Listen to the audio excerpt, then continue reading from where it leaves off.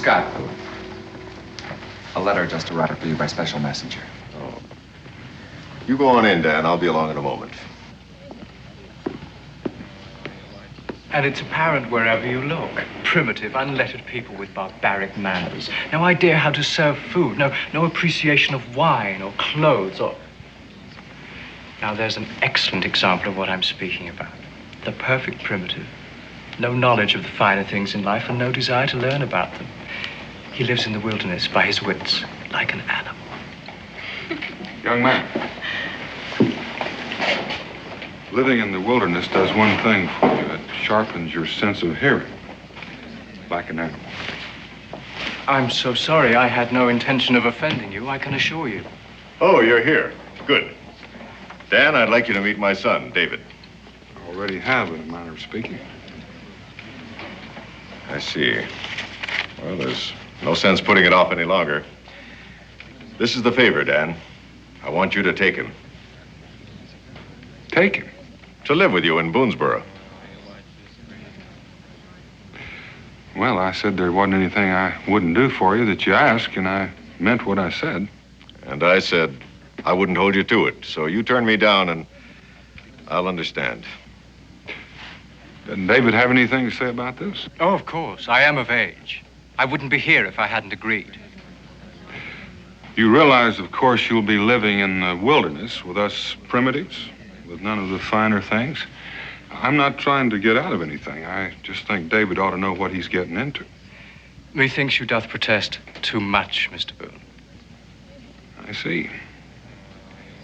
Well, then I reckon that settles it, doesn't it?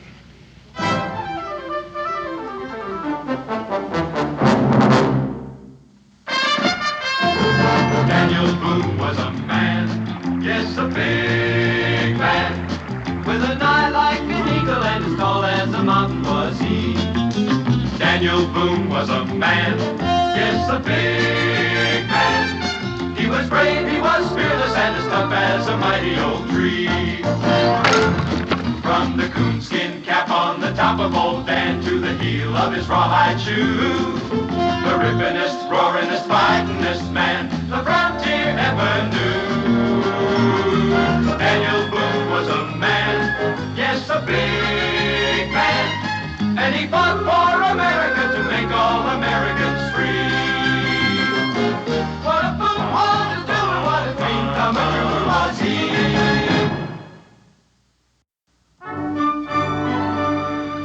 Now that it's all settled, Bill, do you mind telling me why you wanted David to come and live with you? Now that it's all settled, no. David, as you can see, is a fop. An overeducated dandy who's never had to earn a dollar in his life. Forgive me, Father, but it's not possible to be overeducated. On the contrary, you're the living proof that it's quite possible for a man to spend so much of his time becoming overeducated in useless things that he's had no chance to learn any useful ones. He's never had to raise a blister on his hand or a drop of sweat on his brow from honest labor. You were the one who suggested I go to Europe to get the best education possible. You even chose the school. That's true, but... And I made the most of it. I had no opportunity for honest labor, and I didn't need it then or now. Mr. Boone, in my opinion, this whole idea is a scandalous waste of time, yours and mine. But he has agreed to humor me. Have you any notion in particular of what you want him to learn? Yes. I want him to earn the things he now takes so lightly for granted. I want him to learn what it's like to bend his back over a pick and shovel, to fell trees and cut and shape them for a house, to walk a 60-mile trap line in rain and snow, to shoot his food and skin it for the clothes on his back. I want him to learn what life is all about. Yes, but you see, Father, that is not what my life is going to be about. I don't intend to ignore 12 years of education. I mean to use them. I think your father has a point, David. I think maybe your education could stand a little filling out. There is nothing that cannot be learned from books, Mr. Boone. Well, no, I doubt that. And I don't think you could find any book that says that. Besides, this conversation is quite academic. I have agreed to give up several months just to keep my father happy. Do you think that's long enough, Dan? Well, you can learn a lot in a short time if you want to, and nothing in a long time. I think it's up to David. Oh, no, Mr. Boone, it's up to you. You see, I am just an empty vessel waiting for you to pour some of your precious knowledge into me. I even intend to humor you, within reason.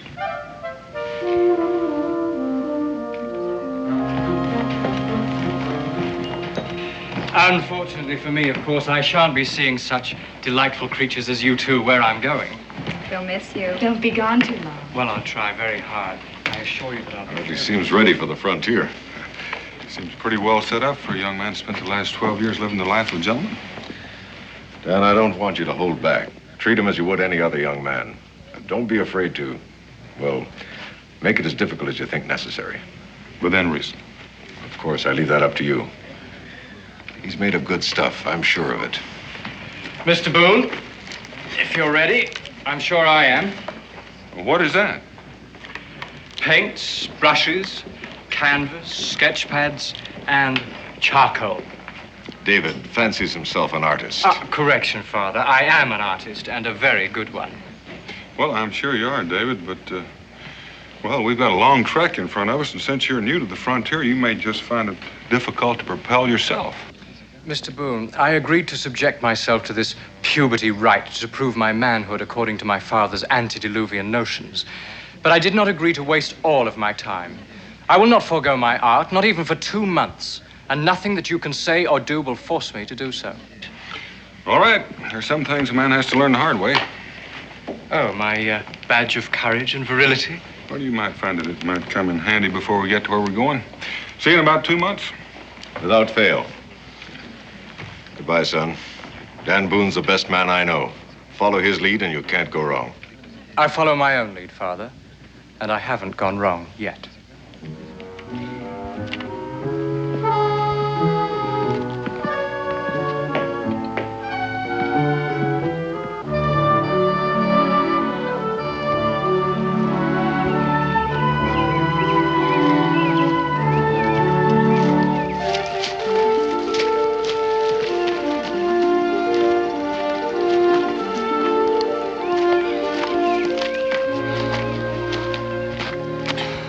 Why are we stopping? Get a chance to catch your breath. Oh, no. We'll carry on until you're ready to rest.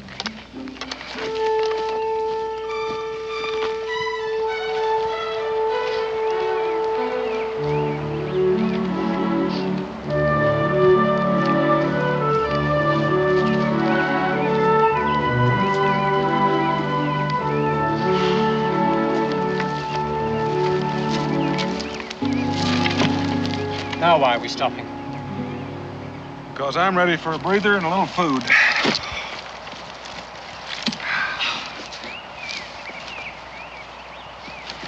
Taking pity on the tenderfoot? You've been choosing the most difficult route possible, haven't you? And the shortest. Trying to break my spirit? Make me more tractable to training as they do with wild horses? Oh, not exactly. But you got to get blisters before you can grow calluses. Sometimes the hardest way is the easiest way in the long run. Now tell me, Mr. Boone, is that part of your homespun philosophy? That's what you want to call it, but it's a fact. David?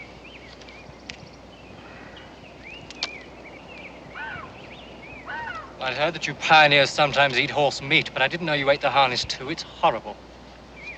Well, you may not like it, but it's nourishing. We can't afford to shoot any fresh meat as long as we're in Shawnee country. That's very amusing, Mr. Boone. You know, you needn't try to inflame my imagination with fantasies of all the dangers lurking ahead of me in the wilderness. I've made my commitment to study before the feet of the Aristotle of the frontier, and I intend to live up to it, without any of your childish attempts to frighten me. You sure used a lot of words, David. I'm so sorry. Are you having difficulty following my conversation? No. No, I'm getting the general idea. I sure would hate to have you holler help for me, though, if I was drowning. Well, then I'll make it very simple for you. I don't believe that there's an Indian within 100 miles of here. Takes in a lot of territory. You'd still have me believe that we're in danger, wouldn't you, Mr. Boone? Well, I'm bored with your childish pretense. I've had enough of it. Well, you're entitled, David. You're pretty good at humoring people, so just for now, why don't you humor me? And let's haul out of here.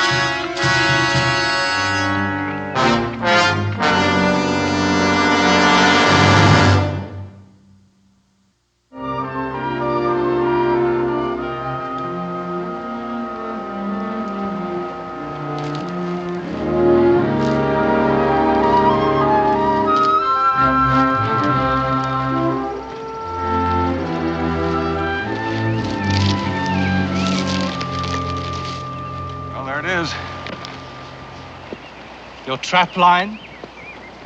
It's been part of every year in that valley.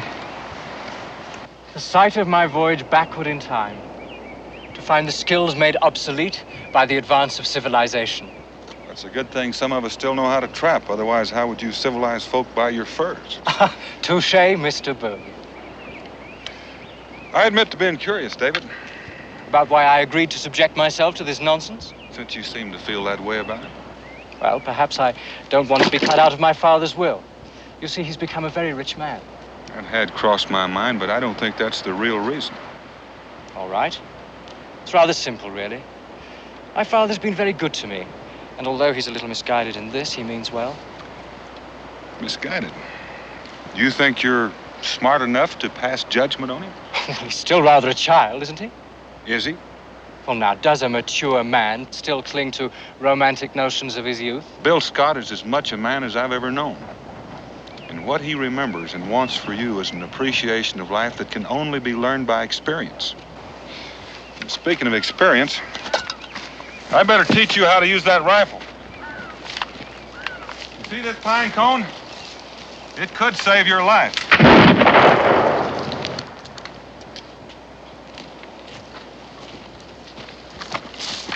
Did I say I was going to teach you how to shoot?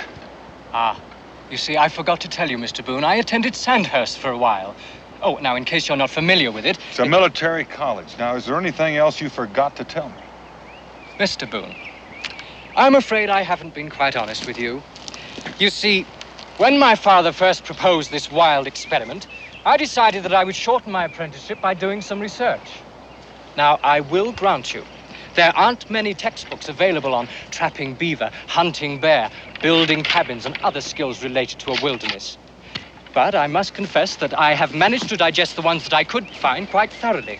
And I think that you will find me very knowledgeable on any project that we might decide to undertake. That's very interesting, David. Thank you. Of course, I realize it does sound a bit smug, doesn't it? But, well, look, I could give you a pointer on the way. I mean, there's nothing like practical experience, now is there? Well, it does come in handy now and then.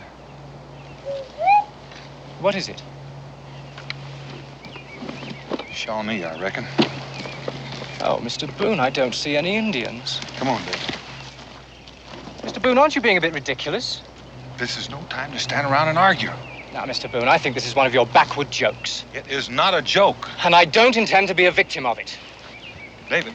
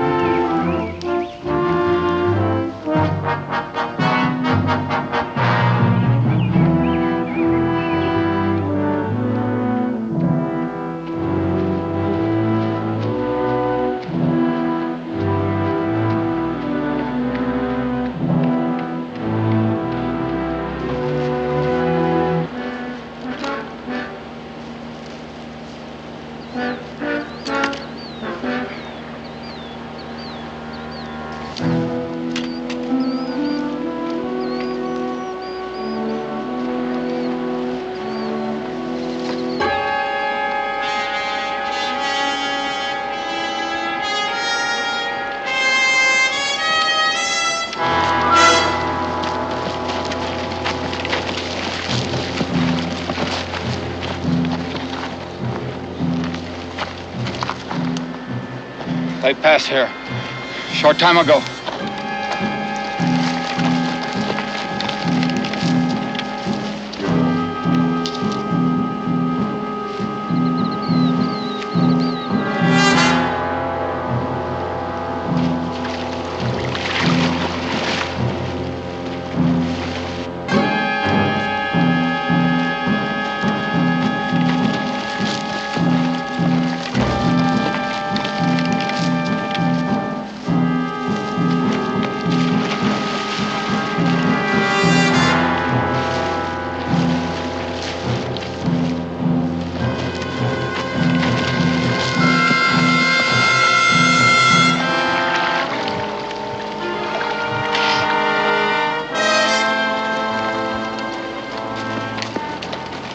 Tracks on the shore? The trail leads to the water.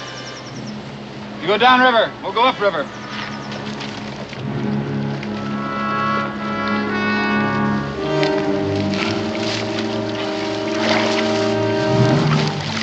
Quietly. Let him get out of earshot. He's magnificent.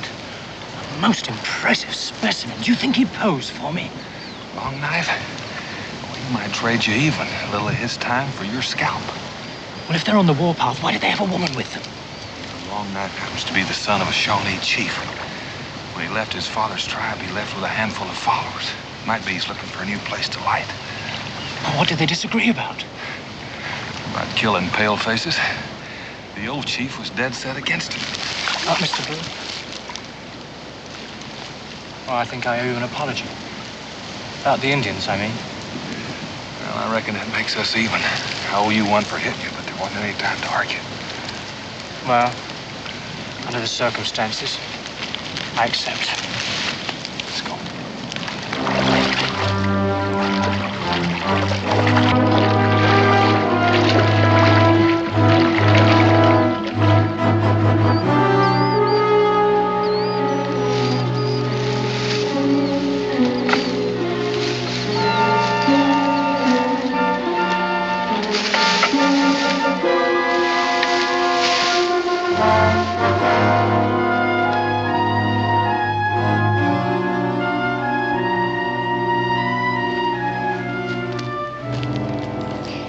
Forgive a rather obvious question, Mr. Boone. I mean, a very short time ago, we were running for our very lives from angry savages, and yet now you sit terribly calmly, build an enormous fire, and cook some fish. Well, I mean, is there some sort of an unspoken truce that takes effect at sundown? That's pretty good, David. But that's not exactly the way it is. A human sanctuary? How curious. Well, you see, Long Knife's father's a chief, and he owns this land. They had a falling out, and Long Knife swore never to set foot in this territory again. Could you draw me a map of it? Well, not even a good artist could do that. Here, let's see. Make that Thank stop. you.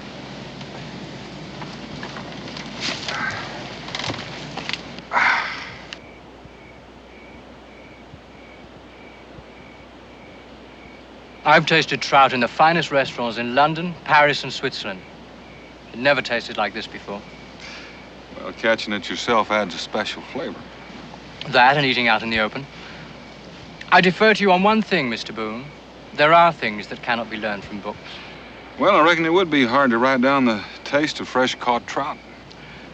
I must confess that, despite my preconceived conclusions, I admire you, Mr. Boone.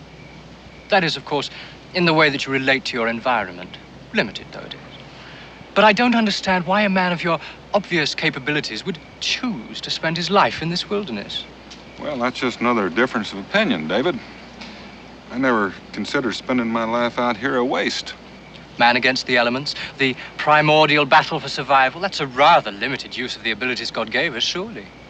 Not against, David. Learning to live with nature, to make the most of what God has given us. Well, of course, if you prefer to use it in those terms. But the very fact that it can all be learned in a matter of a few weeks doesn't add up to much of a challenge, does it? Well, I'm still learning, but then, of course, I never had any chance to read those fancy books of yours. Well, you pick up a few minor things, nothing very important. But you see, I've learned enough since I've been out here, Mr. Boone, to be able to exist on my own if I so choose. Aren't you forgetting all you knew before you got here? Well, they help, of course. But what I'm really speaking of is the practical application of that knowledge. I haven't seen any demonstrations of that yet. Ah, but you're my instructor. I'm here to learn from you, remember? Oh, in other words, you didn't want to show me up. Putting it rather bluntly, but yes, you're right. You know, David, I've known a couple of young cubs like you, and they've all had real outsized opinions of themselves. But compared to you, they've all been shy and retiring. I hate false modesty, Mr. Boone. I'm surprised you even know how to pronounce it. And if I were a betting man, I'd place a sizable wager that I could reach Boonesboro from here all on my own, even though I've never been there before. If I weren't a friend of your father's, I'd take you up on that. You'd lose the bet. I doubt it. And you'd be apt to lose your life. Mr. Boone, that sounds like a challenge. No, just friendly advice, A word to the wise. which the wise would heed.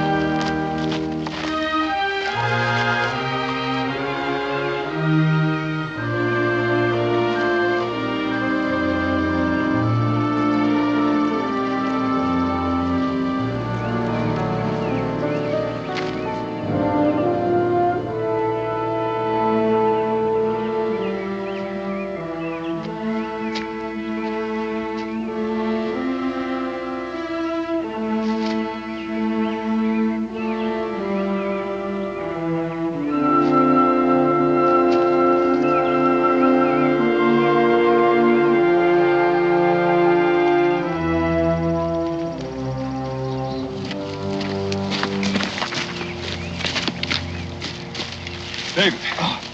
David, are you all right? Oh, my stomach. I know, you've been poisoned.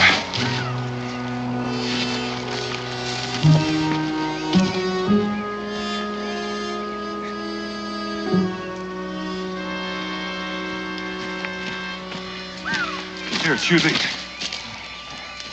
Chew them. Chew them up. Swallow it.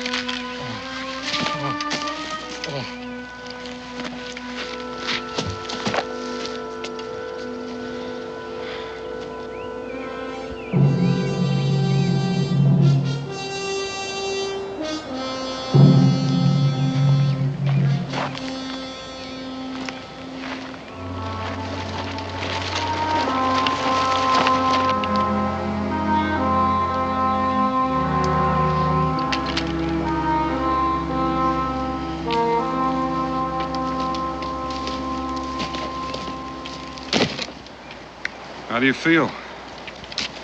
It's all the same to you. I think I'd like to die. Right here. You almost did. Aren't you going to say I told you so? No, I figure you feel bad enough already. We've got to keep moving. Your nighttime navigating took us right back into Long Knife's territory, and he just might have picked up our trail again. Mr. Boone, I don't know how much help I'm going to be, I'm afraid. Well, it doesn't matter.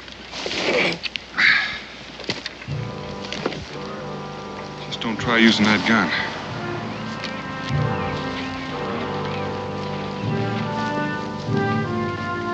Welcome to our camp, Long Knife. I've been sort of expecting it. I have a difficult trail to follow. You're not quite difficult enough. But now that you've found us, what can I do for you? Is your friend? He's the son of a friend. That's my picture. How did he get it? I expect we found it wherever you left it. Did you make that drawing? Yes, I did. Good. You come with us. Beg your pardon? You will come with us. What do they want with me? I don't know, but I wouldn't put up too much of a fight. Oh, this is ridiculous. They can't just abduct me like this. Long Knife, the son of my friend, and I came in peace. Boone, don't make me shed your blood. A tribal artist has died. I need someone to take his place. I need someone to paint the signs when we bury our dead. I see. Without these things, your braves grow restless. Think of rejoining your father's tribe. This will not happen. He will come with us. He'll be one of us. Oh, now, just a minute. Long Knife, you just can't force a man to become a member of your tribe. We have ways. But I'm responsible for him. I can't let you take him. I've brought a woman who's agreed to be given in trade for the good of our people. I have a woman, Long Knife. You know that. Use her as a slave for the father of this one. She will untie you when the sun goes down. Do not follow Boone, or you will die. Mr. Boone, you cannot allow this to happen. I don't seem to have much to say about it. Well, contact my father. Perhaps he can... I'll do that. But don't you do anything foolish. Have patience. Do you understand that, David? I think I do.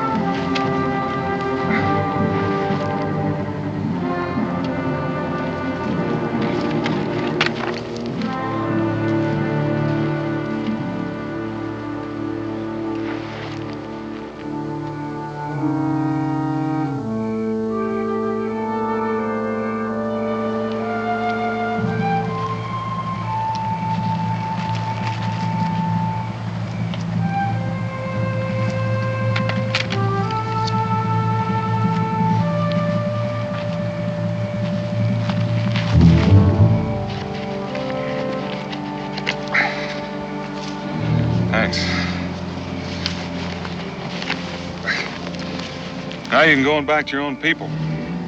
I cannot. I belong to you. Nobody belongs to anybody. No offense intended. But I cannot go back. I've been given in trade. It's a matter of honor for me and for Longknife.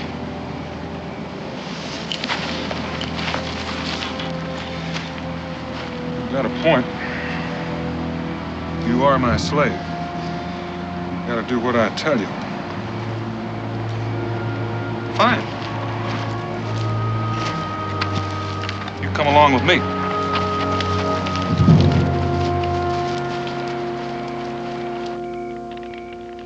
You may rest now. Ah, is the painting finished? Oh, no, it will require several more sittings. You have great magic in your brush. It's not a question of magic, it's a question of being taught, a question of training. Where did you learn such magic? In a school, across the ocean. The ocean? Across the big water.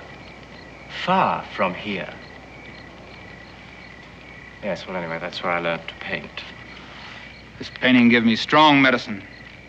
Stronger than that of my father. I will become the chief of all the Shawnee. Oh, I think you're attaching a little more power to this painting than really exists. When this painting is done, you will teach me the magic. Oh, I'm afraid I can't stay that long. You will stay. You will become a blood brother to the Shawnee. My people will become your people. Now, I'm sure you intend that as a great compliment, and I am deeply flattered. But I don't really think I'm worthy of such an honor. And the plain truth of the matter is, I have no desire to become your brother. To become a Shawnee is a great honor. Oh, I'm sure it is, only... You dare to insult our ancestors? No, I don't wish to insult.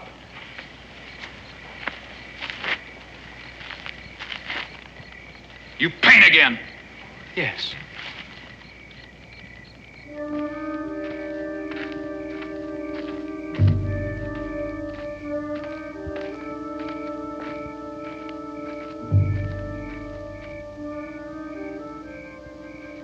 You'd like to rejoin your people, wouldn't you? I cannot. The way things stand, you belong to me. And as long as you belong to me, you'll obey me. Do you understand? Yes. Come along with me.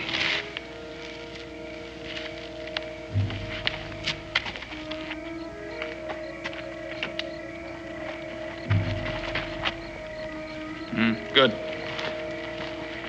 Ah, you're tired of holding that pose? Then we shall finish the painting tomorrow. Now you become one of us. What? Ready for the ceremony. Why don't we just finish the painting?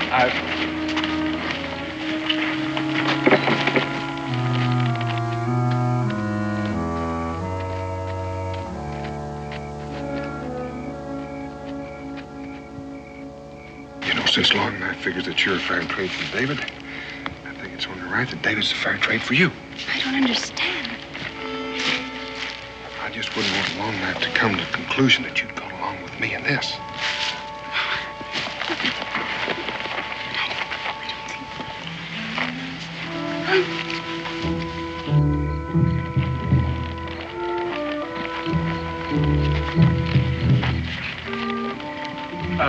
I have read several books about the more common Indian rituals. Am I permitted to ask which one of these I'm to be subjected to? Is it the hot knives or the rawhide thongs? You'll learn for yourself. This is a test of your manhood, your fitness to become a blood brother. Look, you don't understand. I don't wish to insult you, but... If you don't choose to be our brother, you choose to be our enemy. What if I don't measure up? Supposing I'm not strong enough, not brave enough to survive the ceremony? That would be very bad. Tell me, is it a customary part of your ceremony to be tied up like this? Does it not question a man's courage? Soon you'll be untied to run the gauntlet. Run the gauntlet? It's our first ritual. Since there's but 8 of us, you will be allowed to run it twice.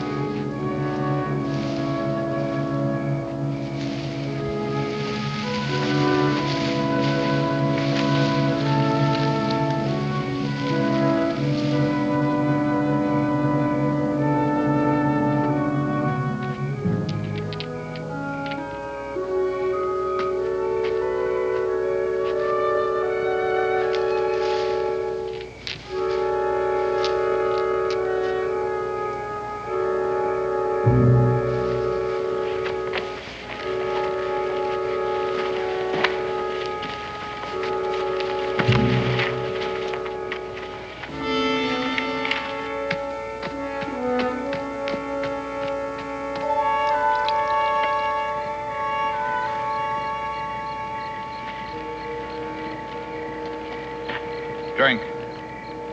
What is it? It's the wine of courage. Yes, but what's in it?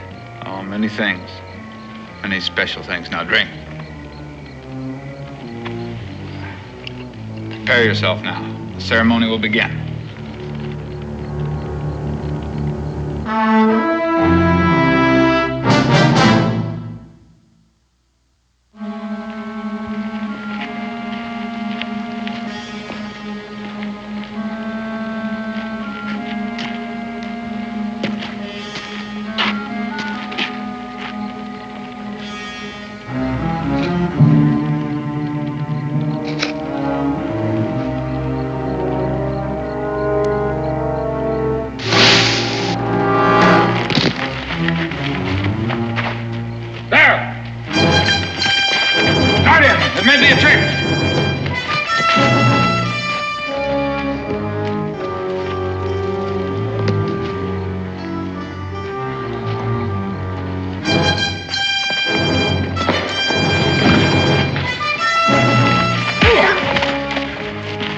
Magnificent tactics, Mr. Boone. Let's get out of here. Won't they follow us if we run? They'll kill us if we stay here.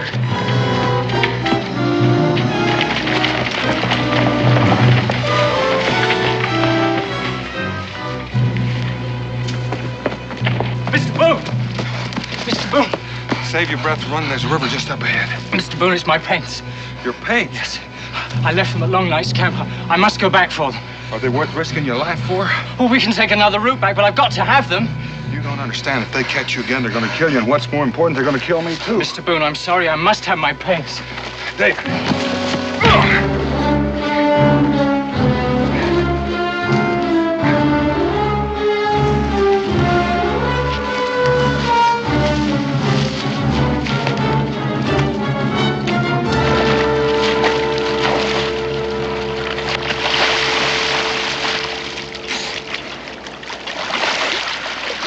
Mr. Boone, you struck me. Again. That's right, I did, again. All right, sir. This time, I insist on satisfaction. Listen, I'll give you your chance, but this is not the time or place. Long Knife's behind us, and if we fight here, he's the only one that's going to get any satisfaction out of it. Very well. I will await a more propitious time.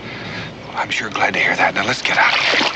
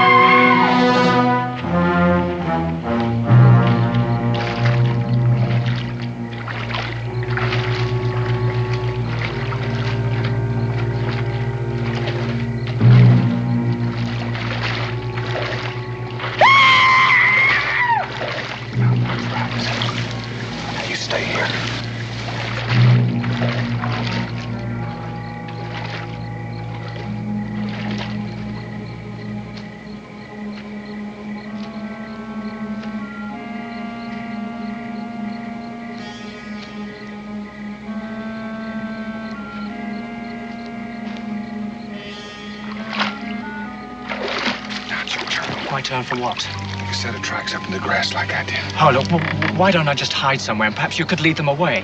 Now, wait a minute. It's not that I want to make you the quarry for my own safety. I don't want to see you killed on my account. Besides, you can outdistance them alone. Well, you do like I asked. Don't you think Long Knife can tell the difference between two sets of tracks and one? Yes, I should have thought of that.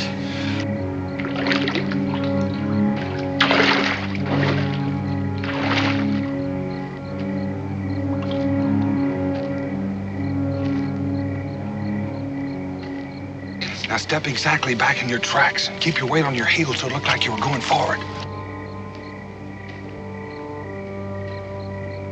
Rather tricky, isn't it?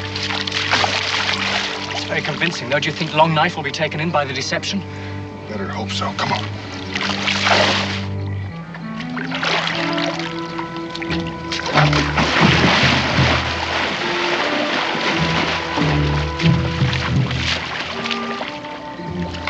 Left the water here. Tracks lead up to the dry grass. Boone is smart. He knows that I swore never to set foot on my father's land again. He will take refuge there. Your father's land right there. You four go this way, the rest will go this way. We'll search for him across the water. Boone is like the fox. You lead the hunt one way, then go another. Go now, we waste time.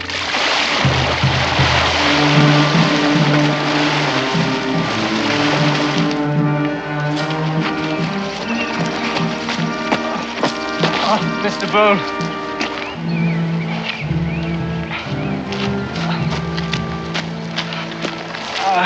How much further do we have to go? Too far if we're going to travel at this pace. Long Knife's a lot smarter than I gave him credit for.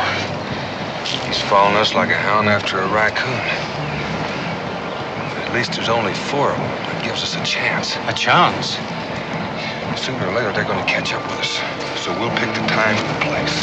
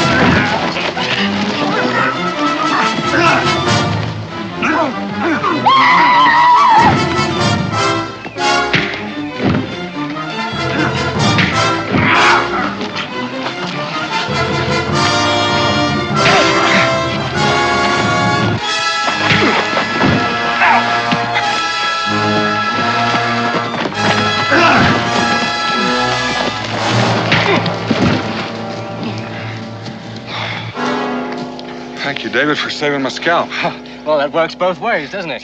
Now, if you'll let me have your knife. What do you want with my knife? Well, we're going to scalp them, aren't we?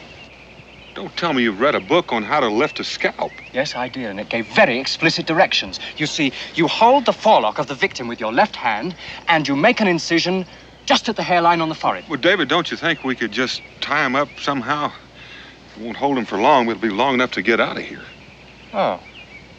Well, I suppose that decision's up to you, Mr. Boone. But I must tell you, I'm very disappointed in you.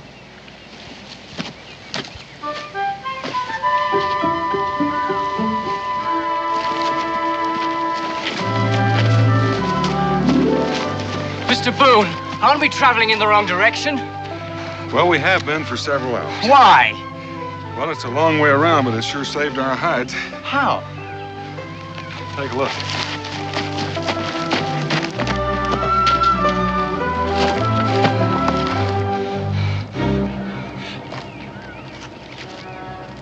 They're stopping.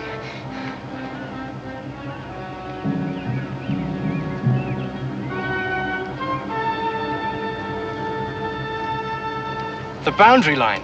We've made it into neutral territory. Does that mean we're safe? Another day's travel, we ought to be in Boonesboro.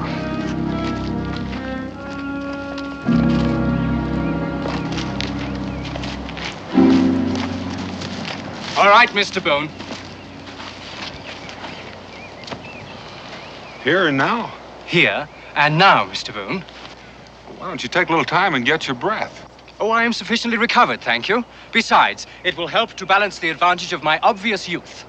I mean to be very fair about this, you see. Oh? What's going to balance my advantage in size? My superior skill. Mr. Boone, I hate to do this, but my code demands satisfaction.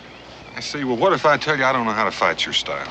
That's exactly what I'm counting on, Mr. Boone. It's no good trying to talk your way out of it. I insist on teaching you a lesson.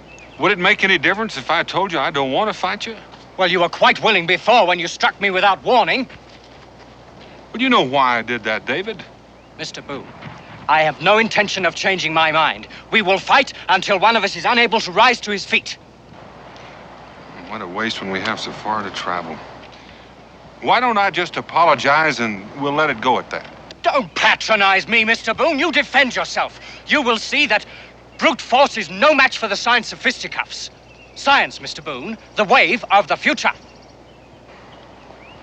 Well, I reckon so, David, but we're not in the future yet.